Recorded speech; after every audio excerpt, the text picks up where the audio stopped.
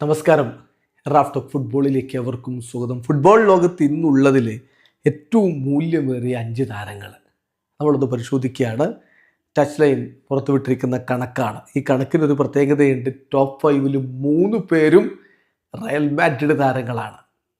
അതേസമയം 1-ാം സ്ഥാനത്ത് ഒരു ബാഴ്സ താരമാണ്. അതിനിടക്ക് ഒരു സിറ്റി താരവും ഇടം പിടിച്ചിട്ടുണ്ട്.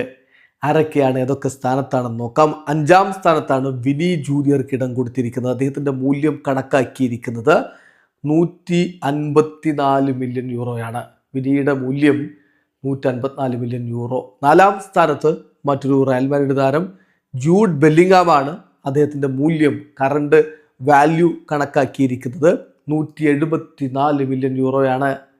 3-ാം സ്ഥാനത്താണ് മാഞ്ചസ്റ്റർ സിറ്റിയുടെ നോർവീജിയൻ ഗോളടി മെഷീൻ എർലിംഗ് ഹാലൻഡിന് ഇടം കൊടുത്തിരിക്കുന്നത്. അദ്ദേഹത്തിന് 191 മില്യൺ യൂറോ മൂല്യമുണ്ടെന്നാണ് ഇപ്പോൾ കണക്കാക്കിയിരിക്കുന്നത്. 2-ാം സ്ഥാനത്ത് കിലിയൻ എംബാപ്പെ, ഫ്രഞ്ച് സൂപ്പർ താരം. ഇപ്പോൾ റയൽ മാഡ്രിഡിൻ്റെ ഏറ്റവും പ്രധാനപ്പെട്ട താരമായിട്ട്, പോസ്റ്റർ ബോയ് ആയിട്ട് അവർ കാണിക്കുന്ന കളിക്കാരനാണ് കിലിയൻ എംബാപ്പെ. 231 മില്യൺ യൂറോയാണ് അദ്ദേഹത്തിൻ്റെ മൂല്യമായിട്ട് കണക്കാക്കിയിരിക്കുന്നത്.